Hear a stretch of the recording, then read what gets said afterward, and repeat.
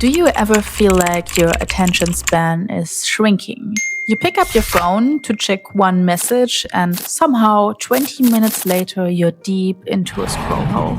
After seeing random people dance for the fifth time to some random viral audio, you know you're wasting your time.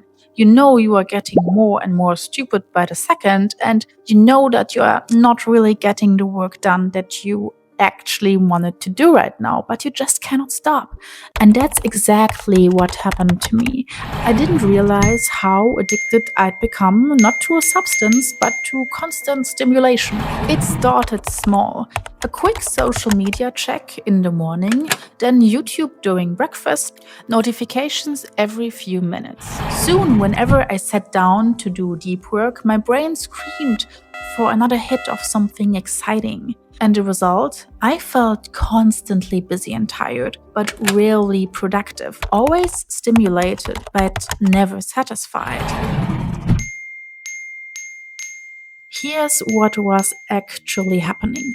Every time I checked my phone or opened a new app, my brain released a tiny bit of dopamine, the chemical that tells us, hey, that felt good, do it again. The thing is, dopamine isn't actually about pleasure, it's about motivation and anticipation.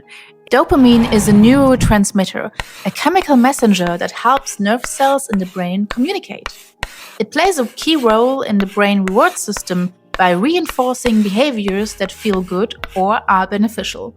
When we do something rewarding like eating, achieving a goal, or socializing, dopamine levels rise, creating a sense of pleasure and motivation. This helps train the brain to repeat actions that lead to positive outcomes.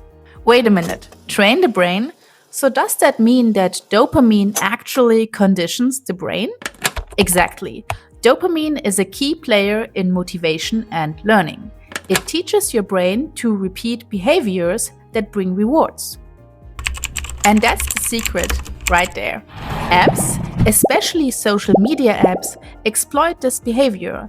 That's why we find ourselves scrolling endlessly, craving just a little more, unable to put our phones down, always chasing the next hit, scrolling and scrolling, desperate for just one more reward.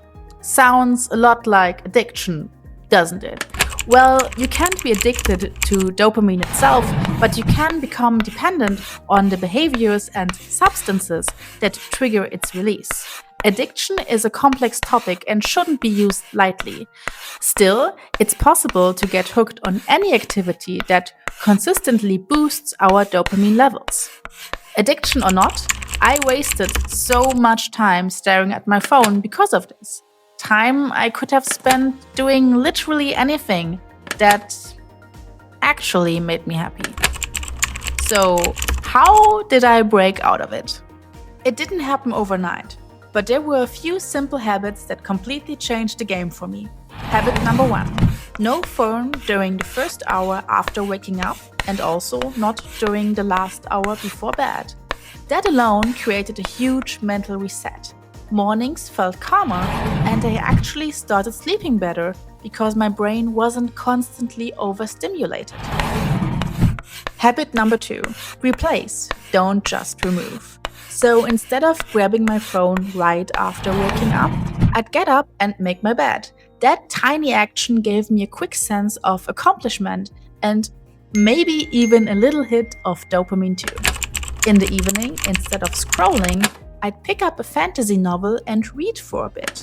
Those small changes set the tone for the day and made it easier to choose something intentional instead of mindless scrolling. Habit number 3: make boredom your ally. I stopped trying to fill every quiet moment. I was so used to always having something playing in the background: music, podcasts, videos. I thought it was just something that I needed. But in reality, my brain was constantly processing input, and that made me tired.